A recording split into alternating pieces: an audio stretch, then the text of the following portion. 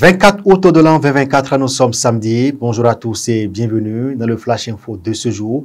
Et nous démarrons par cette information agricole.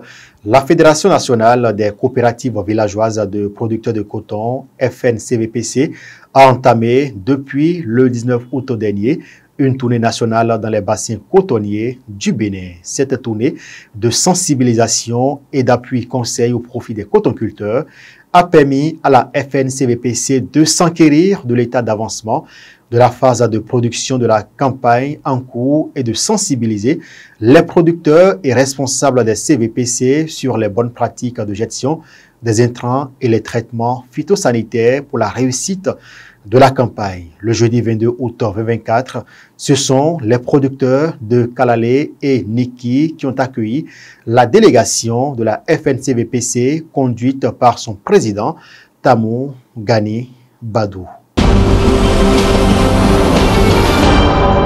Dans le cadre de ces efforts pour promouvoir les droits des personnes en situation de handicap et améliorer l'accès à la santé sexuelle et reproductive des femmes et des adolescents, Quai Bénin Togo a une fois encore apporté du bonheur à de nombreuses personnes à travers son projet Tédio 2, financé par la fondation For a Joyce Society International et mis en œuvre avec le soutien des ONG Vie et Environnement et Scienson ONG.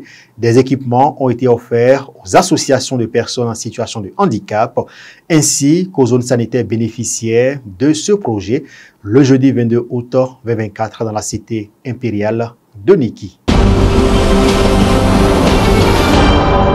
On en vient à présent à cette information dans le Flash Info. Le programme d'appui à la gouvernance locale et au renforcement de l'attractivité territoriale Agora financé par la coopération suisse apporte son expertise pour la redynamisation de l'établissement public de coopération intercommunale EPCI de la communauté forestière du Moyen-Ouémé Coformo. À cet effet, il a été organisé à Tchaourou le mercredi 21 août dernier un atelier technique de réflexion qui a permis de faire l'état des lieux de l'EPCI Coformo et de trouver des solutions urgentes pour pouvoir relancer les activités de la Coformo. Le dossier Fréonville s'invite dans le Flash Info de ce jour, alors que tout semble aller bien depuis l'arrestation de Steve Amoussou. Dans l'affaire Fréonville, le dossier vient de prendre une nouvelle tournure. Déposé en prison le mardi 20 août dernier, après sa présentation au procureur de la Criette, Steve Amoussou poursuivi, entre autres pour incitation directe à la rébellion, a devant le juge déclaré ne pas être Fréonville. La révélation a été faite par son avocat, Maître Aboubakar Baparapé, dans une déclaration au micro de Brut Afrique. L'accusé aurait avoué être un simple auditeur de l'activiste connu pour ses chroniques satiriques contre le pouvoir de Patrice Talon.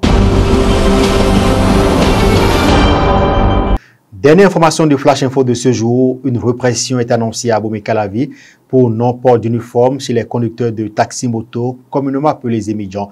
Ainsi, les syndicats de ces conducteurs de taxi-moto ont commencé par sensibiliser leurs pairs afin qu'ils ne tombent pas sous le coup de la loi. Selon l'investigateur, le secrétaire général de l'UNASEB, Epiphanie Tauvenon, j'y arrive, a annoncé qu'environ 4000 uniformes ont été gratuitement distribués.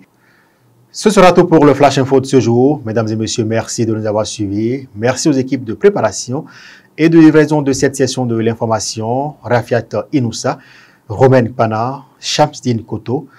Bon samedi à tous et très bon week-end à chacun et à tous.